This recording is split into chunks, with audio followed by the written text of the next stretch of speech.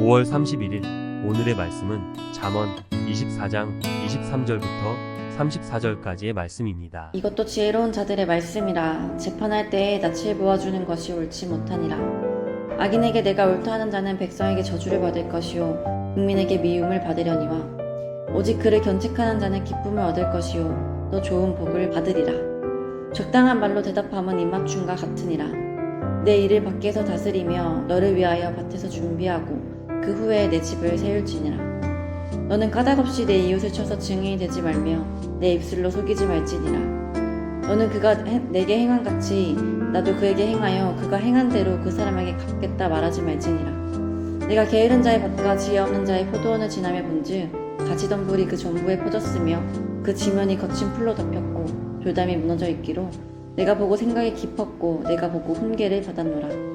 내가 좀 더 자자 좀 더 졸자 손을 모으고 좀 더 누워있자 하니 내 빈궁이 강도같이 오며 내 곰핍이 군사같이 이르리라. 아멘. 네, 오늘도 말씀 앞에 나온 여러분을 축복합니다.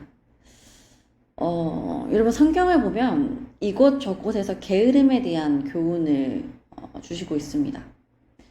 가깝게는 잠언 19장 15절을 보면 게으름이 사람으로 깊이 잠들게 하나니 태만한 사람은 줄일 것이라. 24절 게으른 자는 자기의 손을 그릇에 넣고서도 입으로 올리기를 괴로워하느니라 라고 말씀합니다. 또 데살로니가 후서 3장 10절에서도 형제들에게 이런 권면을 합니다. 일하기 싫어하거든 먹지도 말게 하라. 게을러서 일하지 않는 형제들에게 수고하여 자신의 수고대로 음식을 먹으라고 권하고 있는 것입니다. 결정적으로 잠언 6장 6절에서는 게으른 자에게 개미에게 가서 개미가 하는 것을 보고 지혜를 얻으라고까지 말씀하십니다. 성경은 왜 이렇게 우리에게 게으르지 말 것을 교훈하고 있는 걸까요?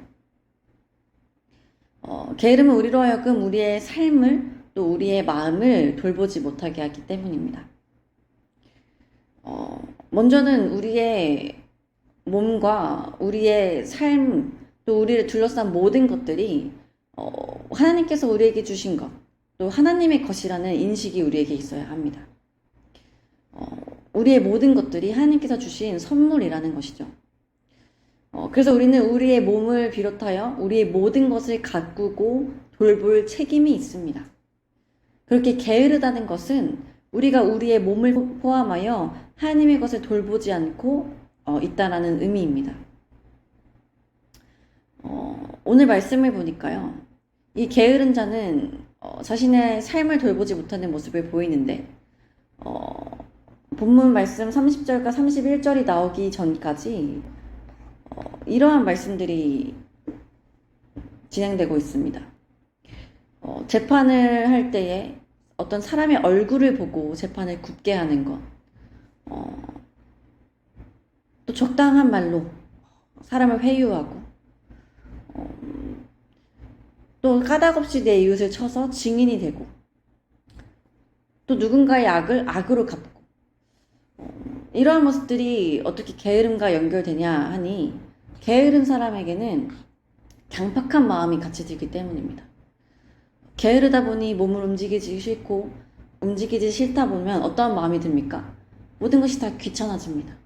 그러면 어떠한 일을 할 때 우리의 마음이 점점 좁아지고 강팍해지는 것들을 여러분들이 경험해 보셨을 겁니다. 성경은 이러한 것들을 먼저 말한 후에 포도원에 대한 말씀으로 이어갑니다. 오늘 본문 30절과 31절입니다. 네가 게으른 자의 밭과 지혜 없는 자의 포도원을 지나며 본즉 가시덤불이 그 전부에 퍼졌으며 그 지면이 거친 풀로 덮였고 돌담이 무너져 있었다. 다른 것들에 신경 쓰고 다른 것들에 내가 화를 내고 분을 내고 있는 동안 나의 삶의 터전은 전혀 가꿔져 있지 않는 모습을 말씀하고 있는 겁니다. 밭에 소출이 가득하고 포도원에 포도가 열려야 하지만 게으른 자의 밭과 포도원에는 열매가 없고 가시덤불이 가득하고 뽑지 않은 거친 잡초들이 무성하며 소유의 경계가 되어주는 돌담이 무너져 버렸다고 말씀합니다. 주인이 자신의 밭과 포도원에 관심이 없는 것입니다. 다른 것들에 자신의 힘을 쏟고 있는 것이죠. 자신의 바깥 포도원을 잘 가꾸고 경작하고 열매라는 소출을 내는 것에는 관심이 없고 그저 자신이 즐거워하고 또 자신을 귀찮게 하고 자신을 이렇게 악하게 대하는 사람들에게 분을 내느라고 자신의 것들은 하나도 돌보지 못하는 모습을 보이고 있는 것입니다. 그러면서 하는 말이 좀 더 자고 좀 더 놀고 좀 더 먹자 이렇게 말하고 있는 것이죠. 여러분, 우리의 모습은 어떻습니까? 우리도 때로는 우리를 희생하지 않고 수고하지 않고 사는 삶이 나를 위한 삶이라고 생각합니다. 그래서 나를 희생하게 하고 나를 수고하게 하고 나를 귀찮게 하는 사람들에게 우리는 화를 내고 분을 표출할 때가 있습니다. 그런데 여러분, 우리가 희생하고 수고하지 않은 우리의 인생은 가꾸지 않은 밭과 가꾸지 않는 삶과 같습니다. 그러한 삶은 우리에게 아무 열매도 가져다 주지 않습니다. 오히려 이러한 삶은 우리의 환경을 궁핍하게 만듭니다.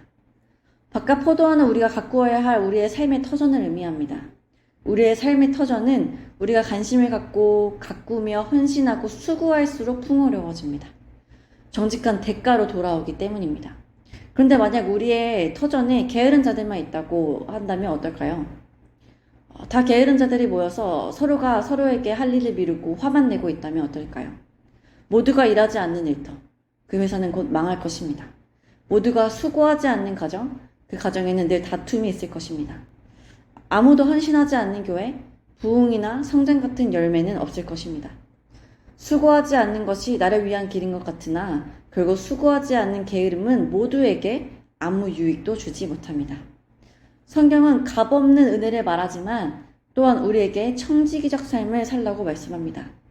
하나님께서는 아담에게 에덴 동산의 모든 것을 값없이 허락하셨지만 정복하고 다스릴 것을 함께 명령하셨습니다. 이것은 무엇을 의미합니까?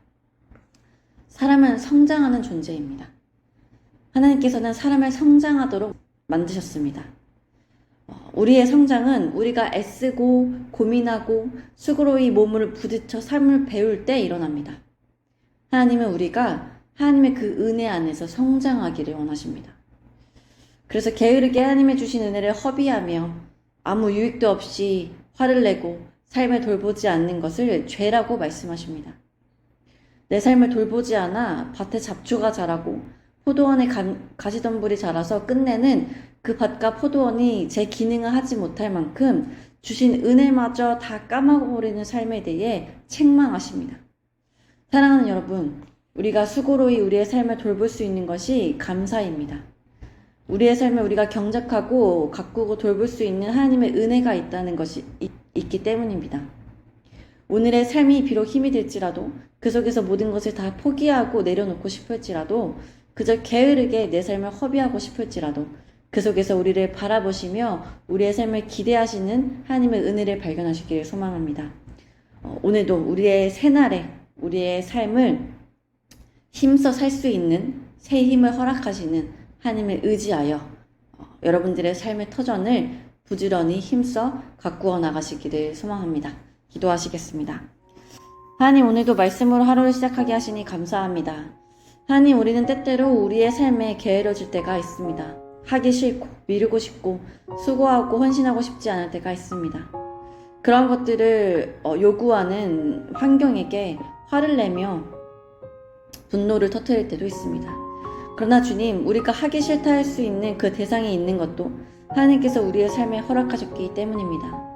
우리가 수고로이 돌볼 수 있는 환경이 있다는 것도 다 주님께서 허락하셨기에 존재하는 것들입니다.